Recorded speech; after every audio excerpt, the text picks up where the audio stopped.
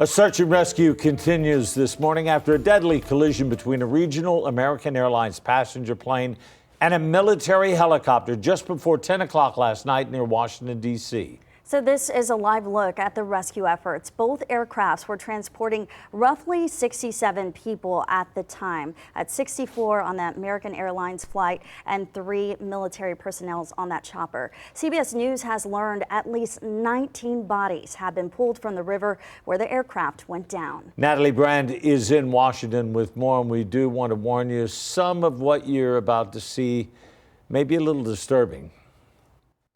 EarthCam video shows the moment a commercial passenger jet and an Army helicopter collided in midair just before 9 p.m. near Washington, D.C.'s Reagan National Airport. Both the helicopter and the plane crashed in the river. Now, a frantic search for any survivors in the frigid waters of the Potomac River. It's a highly complex operation. The conditions out there are extremely rough for the responders. It's cold. American Airlines says Flight 5342, operated by PSA Airlines from Wichita, Kansas, was approaching the airport with 60 passengers and 4 crew members on board. I know that flight.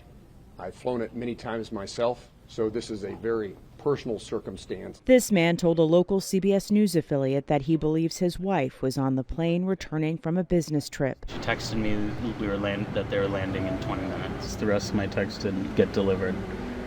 That's when I realized something might be up. The Army says the Black Hawk helicopter involved, similar to this one, was on a training flight with 3 service members on board. In a statement, President Donald Trump said he's monitoring the situation on social media. He also questioned the actions of the helicopter and air traffic control prior to the collision. I know the president is incredibly concerned about what's happened here today.